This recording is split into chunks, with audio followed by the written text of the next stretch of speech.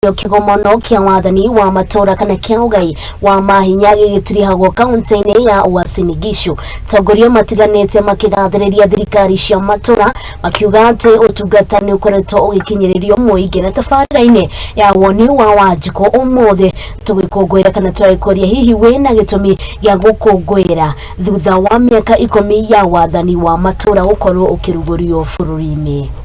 Can say that from the time of the promulgation of the new constitution, I can say that it has helped the country, because number one, it has created awareness, whereby now as the normal raya, we know the responsibilities of each and every person in the government. Like we know the responsibilities of the county government, we know the responsibilities of the national government, and even back to the ground, we know our responsibilities as member of the citizen. Because we realize that before the promulgation of the new constitution, there was wizi, pesa ilikuwa inapotea sana. But for now, when there is corruption in the government, we know, is it in the county government or in the national government, or we are able to know and to track this money that has disappeared. It is in whose office that this money has disappeared. Yes. County vile imekuja hakuna kitu imenisaidia hapo. On my side sioni kama kuna kitu imenisaidia. Because kuna ni kama imekuja kusaidia wale wachache. Kama sisi vijana ni wengi hapa hatuna kazi.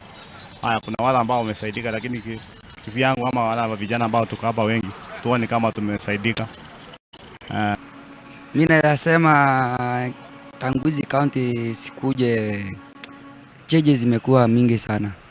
Cause kiangalia kama kitambo watu hawakuanga jobless kama venye tuko saa hii. Na ukiangalia kama saa hii unaona huku mtaani venye watu ni wengi hawana wako jobless.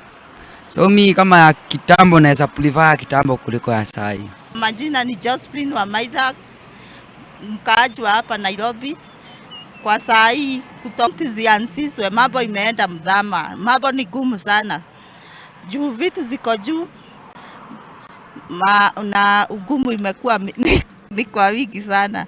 Pesa yenye tunapata haitusaidii. For now pesa haina value. Tunataka tu watupunguzie vitu ndio maisha iendelee poa. Kuporwa pia unaporwa. Kuporwa, wizi imekuwa mingi, economy imekuwa baya. Hakuna kitu yenye tunaona ni kizuri. Watupunguzie, kama sisi wazazi tumeachiwa gharama zote. Wanaume walituacha juu mambo imekuwa gumu.